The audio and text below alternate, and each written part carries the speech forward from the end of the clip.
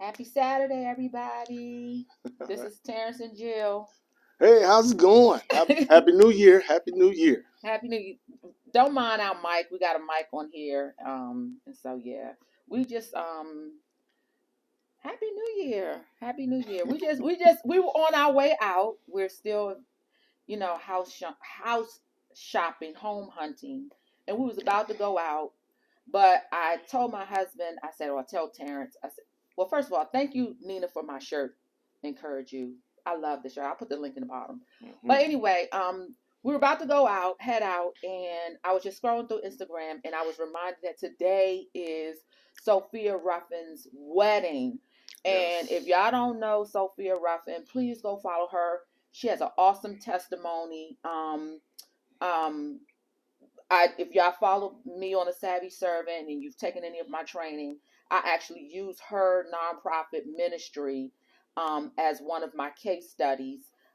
She has an awesome testimony, but she's getting married today, and it just talks. It's just such a she has such a beautiful testimony.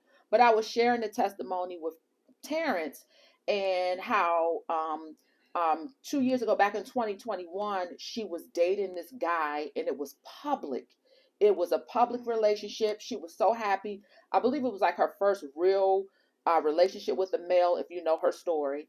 And it was really public, and it ended in heartbreak for her. And but then a year later, last year in 2022, a guy showed up and he proposed to her in 3 months, and today they're getting married. And so me and my husband were talking, me and Terrence were talking, and we were talking, and I was telling him, about her, how who she thought was her husband turned out to not be her husband. And we were just talking about how that's what happens. Ishmael always comes before Isaac. Mm-hmm. And so we said, let's jump on and talk about that. Like, what happens when you are dating somebody and you find out that they are not the one? Like, what happens because the counterfeit always comes before the blessing. And so we just Yes. wanted to encourage you all that, we've been in that situation. Oh, definitely. Most definitely. What was your situation before I came along? Well, I will say this: for those of you that are really seriously looking for your soulmate and who God has for you, understand that you should go in every situation as if the person you're looking to be in that next relationship It's is the the right one. person. Jill and I spoke on the phone when we first started, and one of the things that I shared with her back then was I said, "Well, I believe you're the one. So what I'm going to do is treat you as if you're my wife now." Because so many people say, well, you've been with this person for X amount of time, months, years, and it's like, well, why don't you treat him like a husband? Why don't you treat her like a wife? Well, I'm gonna wait till we get married first. It's like, what? That don't make any sense to me. So if I know in my heart whether she actually turned out to be or not, if I believe that's who that is and that's what I'm looking for, then I'm gonna go into this treating her What as if she's the one.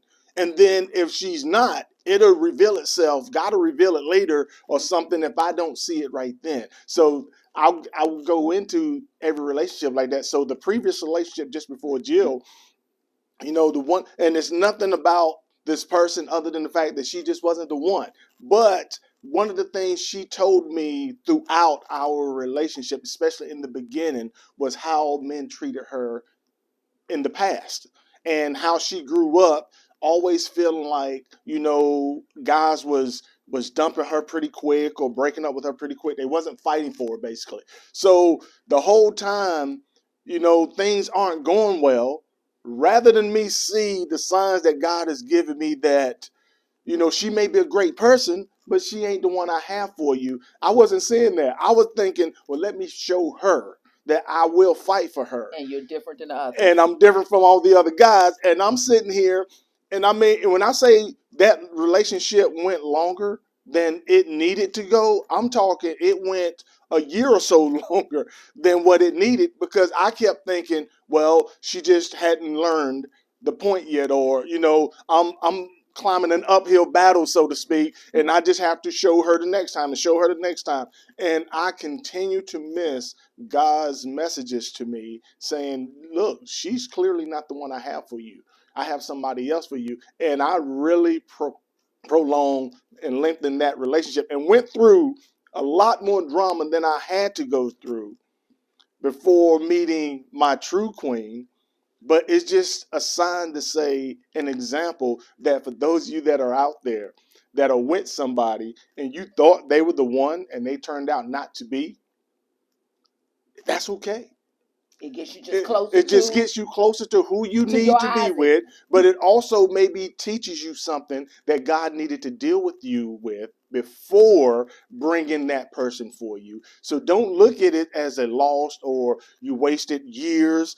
Think about what you learned from that relationship. Mm-hmm. And think about how you've grown as an individual that prepared you for, and at the same time, think about it. It also showed you, it proved to you that you're serious about finding that right person, because you're not willing to just end it, because you're sitting there thinking, if this is the person, we need to fight together and we need to talk this out and we need to do this or that. But then, once you found out that that wasn't the right person, and you ended up breaking up and moving forward, just think about all the lessons that you've learned and how much you've grown And that's as the an thing. individual. You got to catch the lessons, because that's what Yeah. happened with Sarah. I mean, she caught the lesson. Like, listen, you got to trust God. If I tell you I'm going to give you a son, don't let that son come from somebody else. Don't you got to trust me. And so what happens is we keep going through the same people because we're not getting the lesson. I remember you Right. telling me the story about the woman you were dating prior to Mhm. me. And the first thing I said, oh my God, he conformed to her. He conformed with everything, trying to meet her emotional needs. Like you would say you were trying to, how you say, you tried to, um, boost her Yeah. esteem, her. Sometimes we try to give people something that God is supposed to give them. Right, And right. that's what You're I trying was to trying to assure do. her I that was she trying was to, yeah, worthy, exactly, showing her that she was worthy of somebody fighting for her or and somebody, somebody yeah. being there for her and having her back no matter what, and And that understand. wasn't And your, in this case, I wasn't the one that was supposed to do that. and you didn't know that you were playing And I God didn't in her know life. it. And so, yeah, Mm-hmm. I put myself through, I mean, some public displays and things that I don't even stand for. I can't stand having a scene of something crazy, but I put myself and allowed myself to go through those, thinking that I was proving, something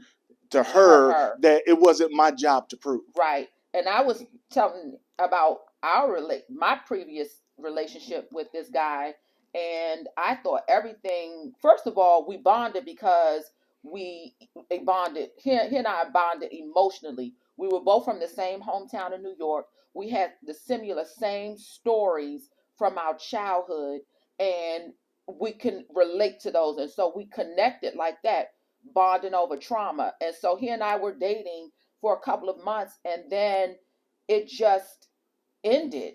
Like one day he didn't call, and I was so upset. I'm trying to figure out, like, did did we do something? Did I do something?